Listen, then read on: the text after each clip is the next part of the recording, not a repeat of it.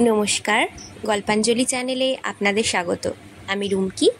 আমার আজকের নিবেদন শীর্ষেন্দু মুখোপাধ্যায় রচিত ছোট গল্প গণ্ডগোল।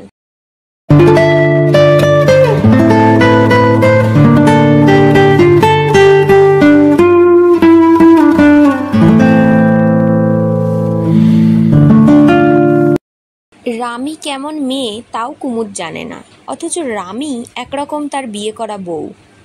খবর যা পাচ্ছে কুমুদ তা মোটেও ভালো নয়। রামির নাকি বিয়ে। গণ্ডগোল মানেই হলো কুমুদ তার গোটা জীবনটার নানা গণ্ডগোল, গুবলেট আর কেলোর একটা যোগফল।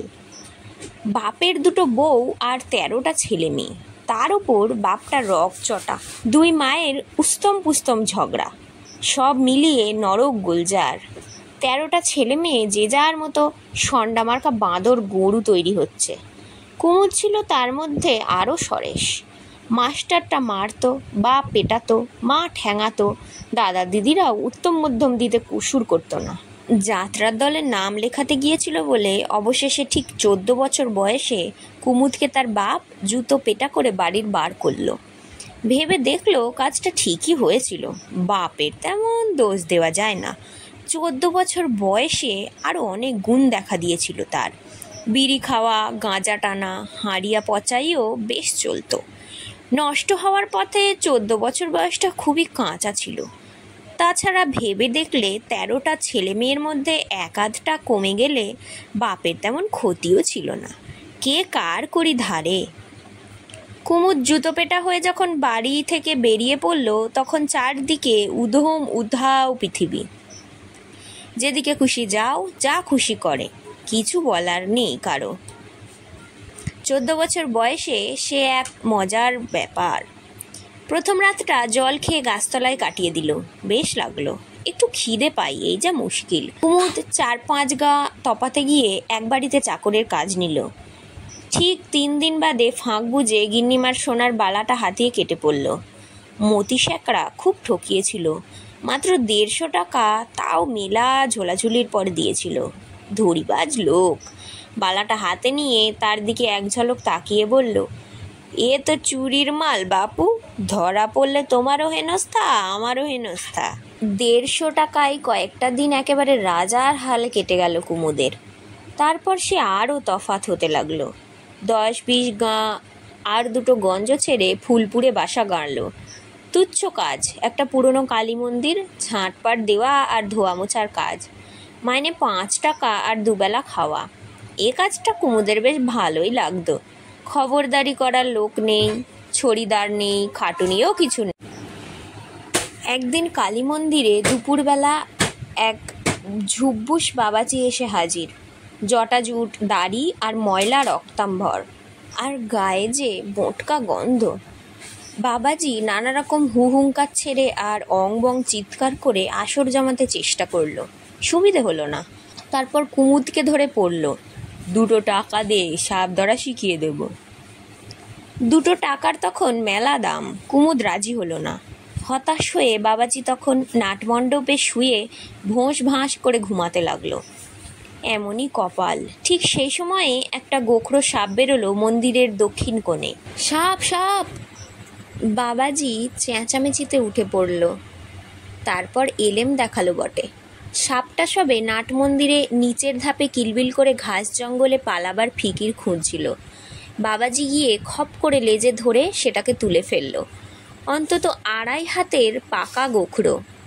বাবাজি সাপটাকে হাতে ঝুলিয়ে পাকা চোখে সর্বাঙ্গ দেখে নিয়ে বলল, গাভীন আছে, পেট ভরা ডিম।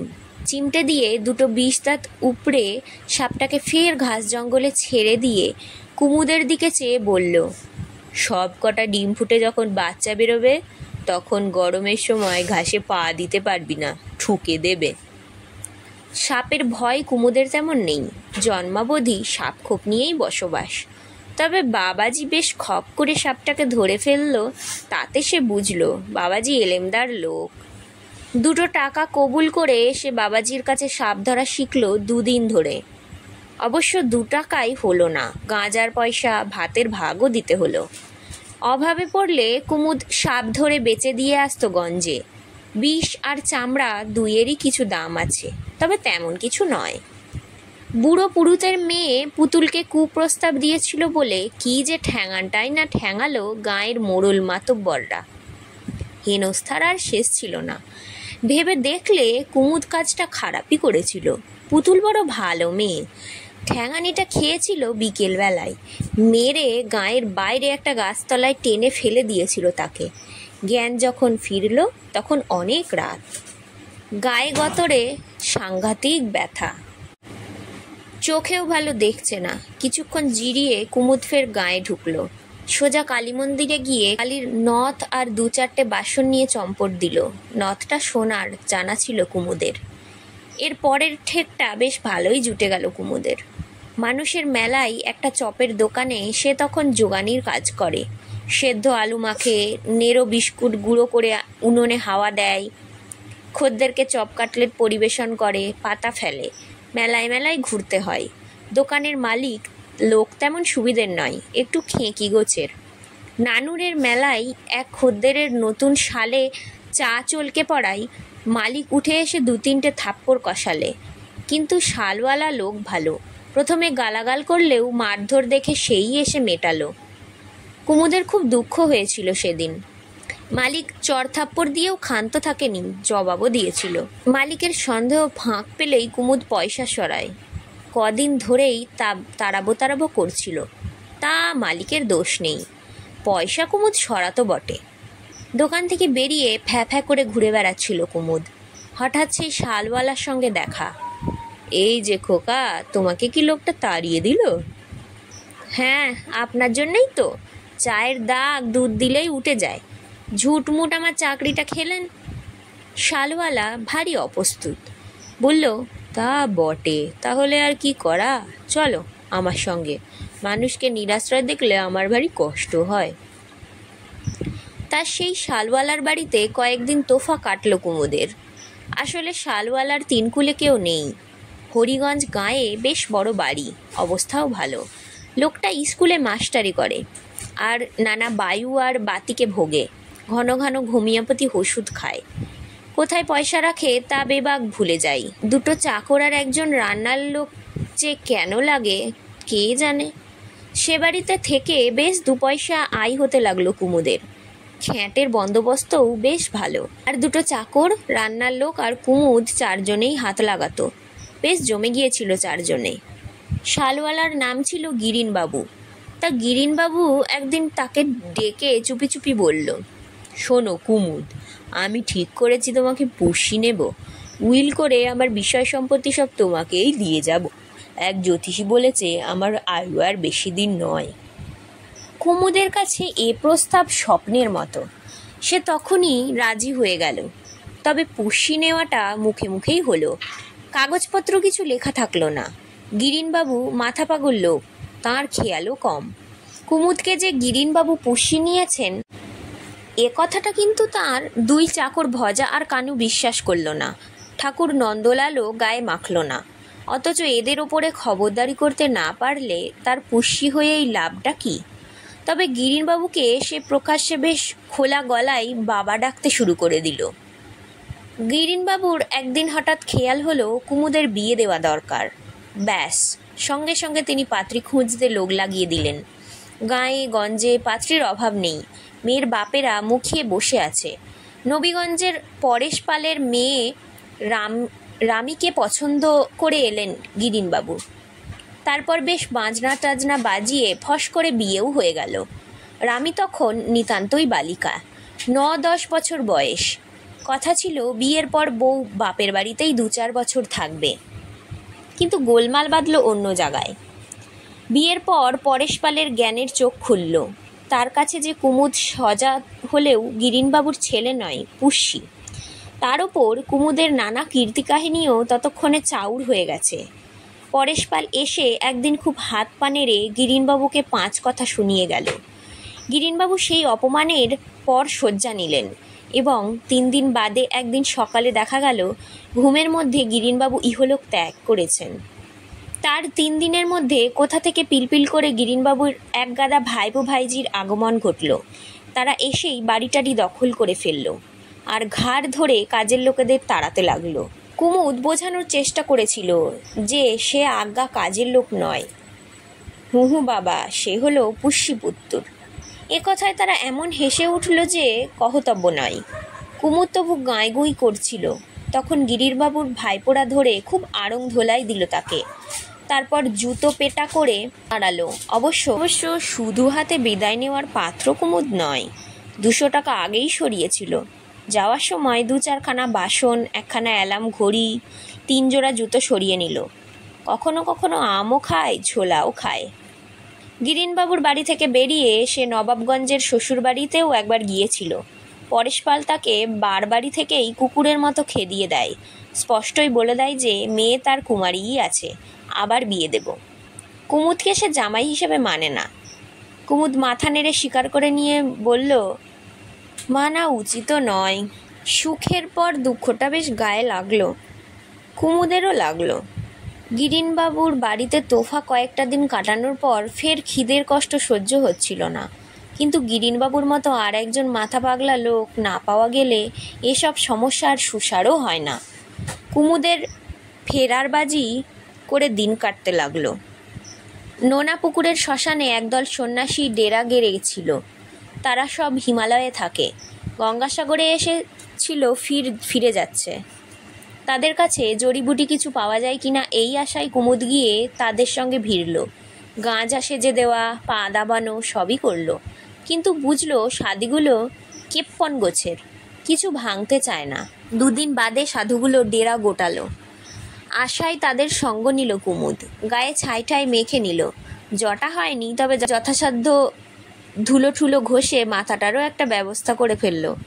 কমণ্ডুল, শুল আর কৌপিনও ধারণ করে নিল। সাধু সাজলেও এদেশে কিছু রোজগার বাঁধা, তাকে তাড়ালো না। হাঁটতে হাঁটতে 2 জায়গায় রাত কাটিয়ে পরদিন দুপুর নাগাদ যে গাঁয়ে পৌঁছলো সেটা কপালক্রমে নবীগঞ্জ, কুমুদের শ্বশুর বাড়ি। শ্মশানে সাধুরা ধুনি জ্বালিয়ে চায়ের জল চাপালো। কুমুদের ওপর হুকুম হলো দুধ জোগাড় করে আনতে। মনটা ভালো ছিল না কুমুদের। সাধু হয়ে হিমালয়ে যেতে হচ্ছে। নিজের বাপ তাড়িয়ে দিয়েছে, পাতানো বাপ পটল তুলেছে, শ্বশুর বাপ মুখ দেখতেও নারাজ। ভরসা শুধু সাধু বাবা সকল, তারাও বেশি ভরসা দিচ্ছে না। বুড়ো সাধু বিবেচক, অনেকবার তাকে বলেছে পাহাড়ের শীতে বাঙালিদের আমাশা হয়, সে আমাশা ওষুধে সারে না। আর সেখানে শীতও সাংঘাতিক, ডাল সেদ্ধ হয় না, কাঠ জোগাড় করতে দম বেরিয়ে যায়। শুনে ভয় খাচ্ছে কুমুদ। একটা লোক নিয়ে দুধ জোগাড় করতে বেরিয়ে শ্বশুরবাড়ির গাঁখানা ভালো করে শেষবারের মতো দেখে নিচ্ছিল সে। রামিকে তার ভালো মনে নেই। দেখনা করে বছর 4 কেটে গেছে। শুভদৃষ্টির পর হ্যাজাগের আলোয় কচি মুখখানা দেখেছিল, সেটা ভুলেই গেছে। এতদিনে তার ডাগরটি হওয়ার কথা, বিয়েও হয়ে গেছে বোধহয় এতদিনে। এধার ওধার ঘুরল সে। চট করে শ্বশুরবাড়িতে গিয়ে হাজির হতে তেমন সাহস হলো না। সাধু দেখে সবাই তাকাচ্ছে, 2-1জন পেন্নামও করে ফেলল। গয়লা গাড়িতে পোটাক দুধ ভিক্ষেও পেয়ে গেল সে। ফেরার আগে শ্বশুরবাড়িটা একবার দেখে যেতে ইচ্ছে করছিল বড্ড। শেষ দেখা। ল্যাংটার নেই বাটপাড়ের ভয়। লেংটি পরে শ্বশুরবাড়িতে যেতে একটু লজ্জা ভাবছিল তার। হিমালয়ের কথা ভেবে সেটা ঝেড়ে ফেলল। সে যখন সাধুই হয়ে যাচ্ছে আর আমার সাথে মৃত্যু যখন লেখাই আছে কপালে, তখন আর ভয়টা কিসের? শ্বশুরবাড়ির ঝুমকোলতায় ছাওয়া ফটকের সামনে দাঁড়িয়ে সে একটানা পেল্লায় হাঁক ছাড়ল, জয় শিবশম্ভ। কাজ হলো। একটা ঝি গোছের বয়স্কা মহিলা বেরিয়ে এসে ও মা গো বলে চেঁচিয়ে ভিতর বাড়িতে পালিয়ে গেল। তারপর বেরিয়ে এলো পরেশপাল নিজে। বুকটা একটু কেঁপে উঠল কুমুদের। এখানে সুবিধে হবে না বাবাজি, সরে পড়ো। কুমুদ কটমট করে তাকিয়ে বলল, পাপি পাপি। পরেশপাল একটু ভ্যাবাচাকা খেয়ে মিইয়ে গেল। বলল, বাড়িতে অসুখ আছে বাবাজি, অসুখ থাকলে ভিক্ষে দিতে নেই। কুমুদ কিছুদিন যাত্রা করেছিল। রাবণ রাজার হাসিটা একবার হাসল সে, হা হা হা। তারপর বলল, মরবি মরবি, ঝাড়ে বংশে মরবি। এই বলে পিছু ফিরতেই পিছনে একটা নারী কণ্ঠের আর্তনাদ শুনতে পেল সে, দাঁড়াও বাবাজি, যেও না। কুমুদ ফিরে দেখল তার শাশুড়ি, বেশ টসকালো চেহারা। হাত জোর করে বলল, বাড়িতে অশান্তি বাবা। আমার 15 বছরের মেয়েটা সদ্য বিধবা হয়ে শয্যা নিয়েছে। কুমুদ এমন হাঁ হয়ে গেল যে বলার নয়। বিধবা মানে? সে জলজ্যান্ত বেঁচে থাকতে রামে বিধবা হলো কোন সুবাদে? সে হুঙ্কার ছেড়ে বলল, বটে, তা কি করে টের পেলি যে তোর মেয়ে বিধবা? জামাইয়ের 2 বন্ধু ছিল, ভকু আর কালু। তারাই কাল বলে গেল কি না জামাই নাকি মরেছে। ডাক দেখি তোর মেয়েকে, এরকম তো হওয়ার কথা নয়। ডেকে আনাই বাবা, বসো। শাশুড়ি গিয়ে রামিকে ধরে ধরে নিয়ে এলো। রামির পরনে ধুতি, মুখখানা নামানো, চোখের কোলে অনেক কান্নার চিহ্ন। ভারী খুশি হয়ে পড়ল কুমুদ। আনন্দে ঠ্যাং নাচাতে লাগলো সে। পরেশপাল তাকে স্বীকার না করলে কি হবে? তার মরার খবরে মেয়ে তো বিধবা হলো। তবে হে হে, তাহলে এখনও তার দাম আছে। তাকে সবাই ঝেড়ে ফেলে দেয়নি। আর রামিকে দেখেও ভারী খুশি লাগছিল তার। তেমন রূপসী কিছু নয় বটে, তবে বয়সের টানে চেহারাখানা দিব্যি হয়েছে। ছিপছিপে আঁটো গড়ন, মুখখানা ভারী মিষ্টি। পরেশপাল অনেকক্ষণ চুপচাপ দেখছিল, লক্ষ্য করেনি কুমুদ। হঠাৎ চোখে চোখ পড়তেই চমকে উঠল। বলল, কল্যাণ হোক, আমি চলি। পরেশ যদি চিনতে পারে তাহলে হয়তো ব্যাপারটা কেঁচে যাবে। এরকমই থাক। সে বরং হিমালয়ে গিয়ে সত্যিই মরাই মরবে।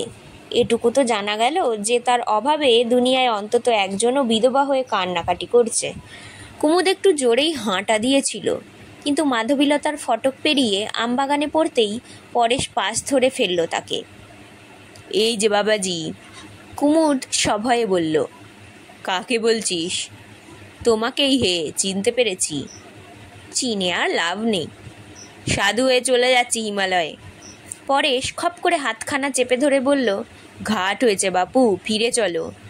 কুমুদ চোখ পাকিয়ে বলল, কোথায় ফিরে যাব? আমার কি যাওয়ার জায়গা আছে?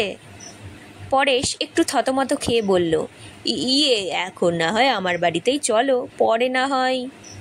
পরে তো হিমালয়। না গো পরেশবাবু, সুবিধে হবে না।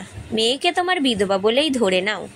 পায়ে ধরছি বাপু, আমি তোমার গুরুজন, তবু ধরছি। ব্যবস্থাটা কি হবে? ঘর জামাই রাখবো।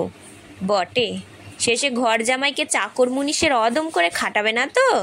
গরু চড়ানো, গোয়াল পরিষ্কার করা, খড় কাটা, মাঠের কাজ, এসব? রে না, ভেবেই রেখেছি তুমি হবে আমার ধানকলের ম্যানেজার। চলো। কুমুদের ভারী লজ্জা করলো হঠাৎ। বলল, লেংটি পড়ে যাব? পরেশ ধমক দিয়ে বলল, এতক্ষণ তো দিব্যি ছিলে। নাও, বরং আমার আলোয়ানখানা একটু ঝুল রেখে জড়িয়ে নাও। লোক পাঠিয়ে ধুতি জামা সব আনাচ্ছি।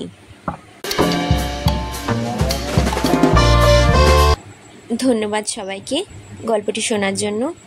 গল্পটি ভালো লাগলে অবশ্যই লাইক করবেন। আমার চ্যানেল গল্পাঞ্জলিকে সাবস্ক্রাইব করবেন। ধন্যবাদ, ভালো থাকবেন সবাই।